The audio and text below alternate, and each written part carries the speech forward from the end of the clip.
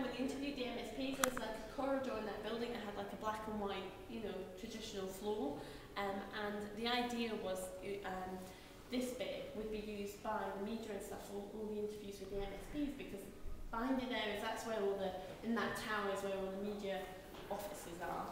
And we thought, you know, the journalists could come out there and catch MSPs as they're just coming out the chamber, interview them, have a bit of a chat, whatever.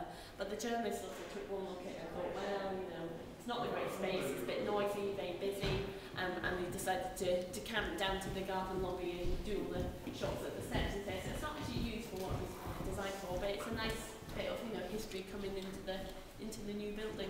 But I actually don't like it because I find it's a bit on my eyes. I think it would give you a headache if you looked at it too much. It's a bit of a puzzle. But we're going to go into the chamber just now.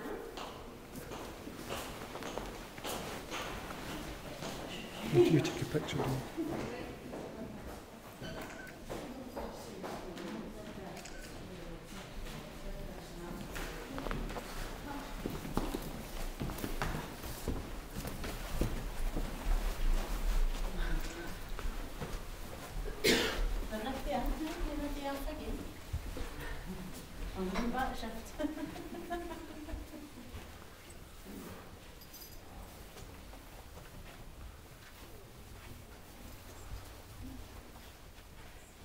Obviously the chamber itself.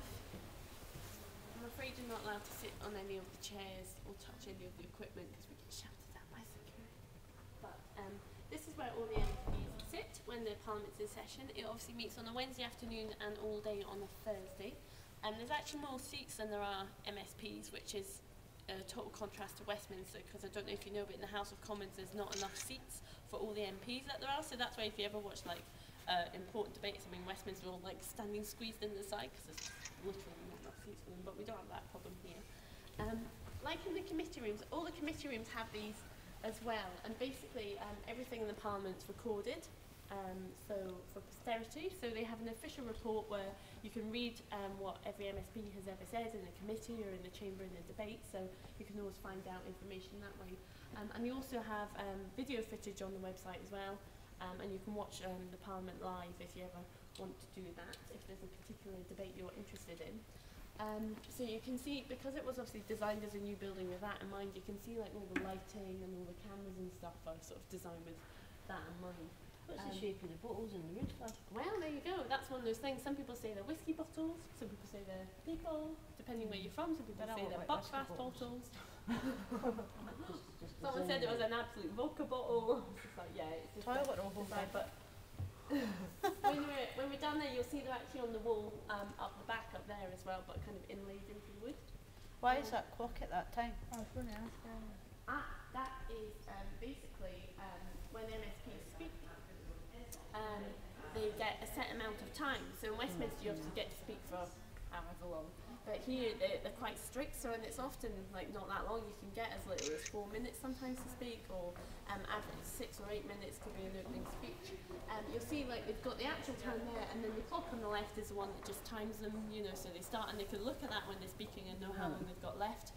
Because obviously, if they go over time, then the presiding officer gets quite rude with them and tells them to sit down and shut up, and you can actually turn off their microphone, which is something I think everyone would like actually.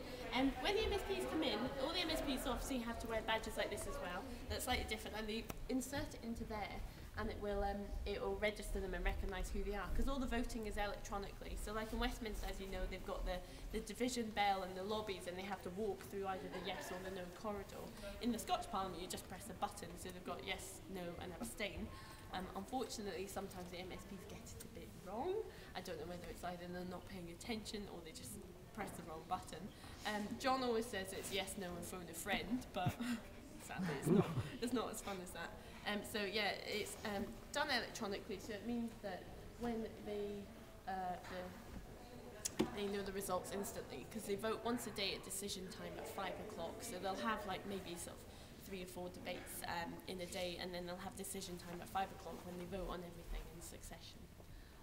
They also have members' debates in the Parliament which happen after 5 o'clock. They're kind of the equivalent of like an early day motion in Westminster, where you can have a debate about if there's like a special event, like for example World AIDS Day yesterday, there might be a debate about that, or if there's a particular issue happening in the community, then they can have a members' debate about that, where there will be nothing resolved, but it gives MSPs a chance to kind of raise the issues, get publicity about it, and also campaigners who might be involved in that issue can come and see the debate being discussed, so that's always very good as well. When that group is done, I'll take you down to the front and we can have a little look at the mace.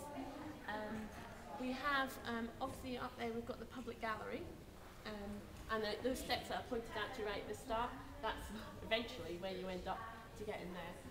There is also a lift. Someone was asking me about the lifts in this place because there's a lot of stairs, if you'll have noticed, and there are lifts round about that you can use, but it's a case of knowing where they are, because it's quite hard to find sometimes. So you can get seats, and you can sit either that bit or along kind of there, and if you want to watch like Westminster's Questions, for example, that's really popular and quite hard to get tickets for. So, and they often have lots of school children come in, like when they're in classes, and they often sit in those seats right at the very front.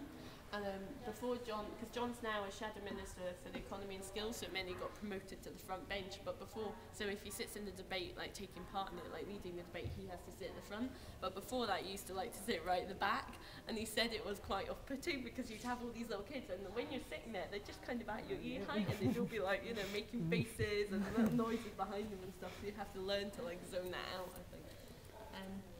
Where the party sits, we've got Labour sit on the left in that chunk there, and then they have the 2 rows at the back, and then we've got the SNP sit in the middle bit, and then the Lib Dems sit here, and then we've got the Conservatives sit on here, and there's 2 Green MSPs and Margaret MacDonald, who's the Independent, and she tends to sit up here somewhere because she's not very well, so she just sits in the back. The First Minister for FMQ sits in the sits in the middle seat there when it's First Minister's question time, and the presiding officer will sit on that raised desk bit up at the back. And he's elected from amongst the MSPs, because there's 129 MSPs, but in reality only 128 of them ever vote on things, because he's obviously elected amongst themselves. And when he's elected to that position, he has to give up his party affiliation and things like that. The seats on either side of him are for the clerks, who do all the kind of technical support and know all the stuff about the Parliament and how it works, and all the standing orders and procedures and things like that. That's Karen Whitefield, MSP. I can't remember where she's MSP for. Somewhere in the centre, shops, Airdrie, somewhere like that. What I'll do is I'll take you down and we can have a wee look at the mace. Okay.